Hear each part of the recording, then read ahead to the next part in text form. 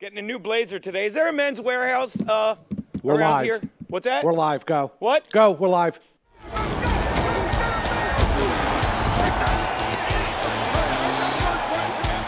action fakes it for passing zone. Yes, touchdown.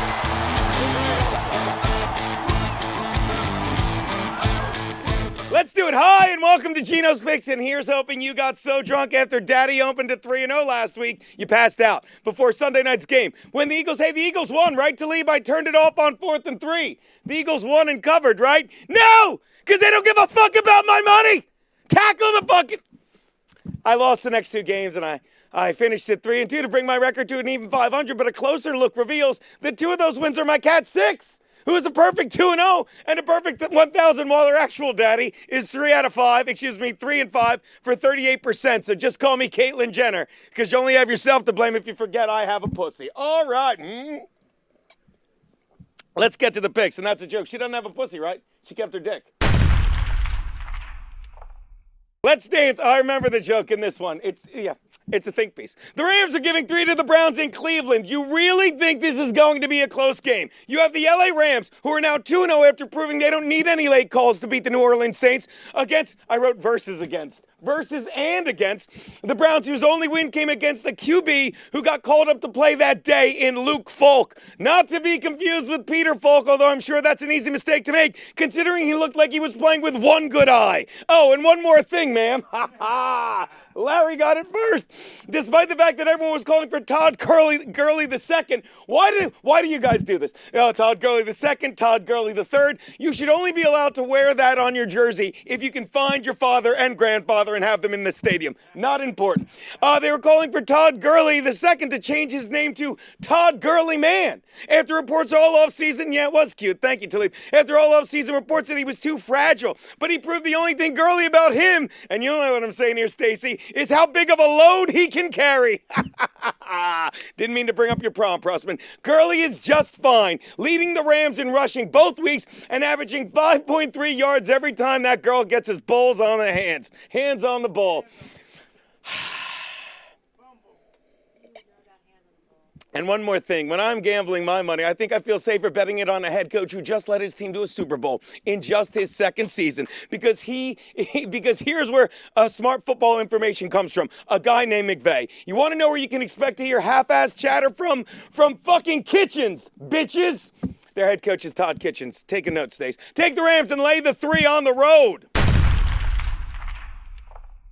The Chiefs are laying 6 and a hook to the Ravens in KC. Oh, before we crown Lamar Jackson just yet, let's point out the fact that he has only beaten one NFL team in the Cardinals last week and did it against a rookie QB. And the week prior to that, he beat the Miami Dolphins, who were so bad that they just installed a screen over Hard Rock Stadium. You know why? Because all the fish are fighting to get out of this goddamn tank.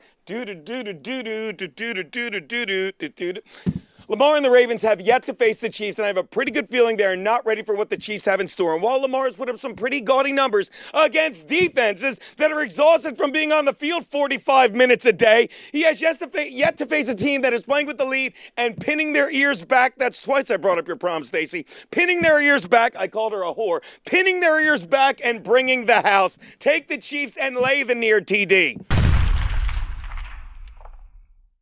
Tell you this, I like this one. I almost took the fucking Dolphins laying all those points, but it didn't work. The joke didn't. Sometimes these jokes steer me. All right, ready? The Seahawks are giving 4 and a hook to the Saints in New Orleans. Just 4.5 points. You realize the Saints are starting Teddy Bridgewater, who was a slightly above average quarterback before suffering an injury to his left knee that was so gruesome he nearly needed to have it amputated. By the way, I think if they did amputate his leg, they should have fitted him with a peg leg and let him play for the Buccaneers one year. Thing is, he may as well be playing on a peg leg, because right now the only thing he has less confidence in than his right arm is his surgically repaired left knee. Can't say I blame him. His knee injury was so brutal, everyone who saw it said, "I've never seen a knee bend like that in my life, including 3 flamingos." It's not this funny. It is not this funny. I wrote it. I knew I was going to say it. And look at me.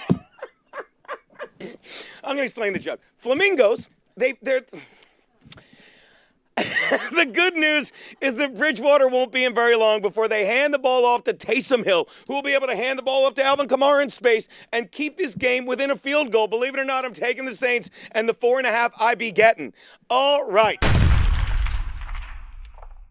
Now, for double your money Monday night, but by now, my cat made you money on the Titans game. The Bears are giving 3 and a hook to the Skins in D.C. The Bears have yet to prove to me they can blow, let it go, Stacey, anyone out, but they did get something that the fans never expected to see this quickly. A game-winning field goal just 2 games after Cody Parkey fucked the whole town.